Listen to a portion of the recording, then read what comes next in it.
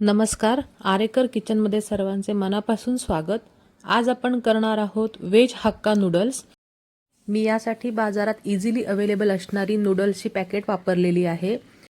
पाणी गरम करत ठेवायचे आहे, त्याच्यात 1 चमचाभर तेल टाकायचे आहे आणि हे नूडल्स त्यामध्ये व्यवस्थित शिजवून घ्यायचे आहे। तेल घातल्यामुळे नूडल्स व्यवस्थित शिजले जातात व एकमेकांना चिटकत नाही। तुम्ही बघू शकता नूडल्स आपले शिजून तयार आहेत।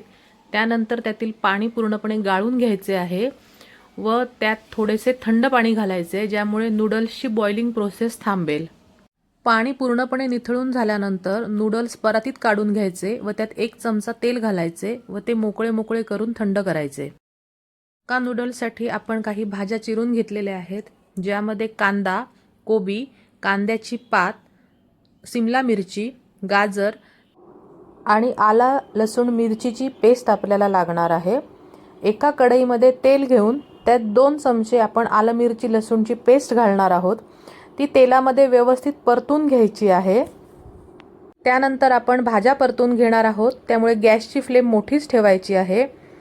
कांदा, गाजर, शिमला मिरची घालून भाज्या व्यवस्थित 2 ते 3 मिनिटांसाठी फुल फ्लेमवर परतून घ्यायच्या।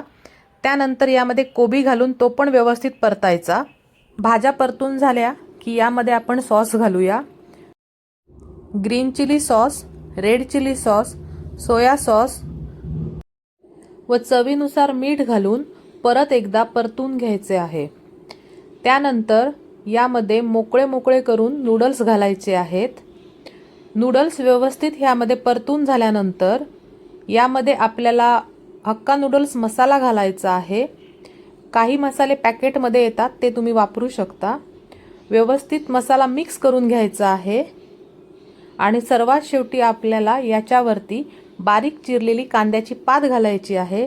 तयार आहे आपला व्हेज हक्का नूडल्स। चटपटीत लागणारा आणि झटपट होणारा हक्का नूडल्स तुम्ही नक्की ट्राय करून बघा। धन्यवाद।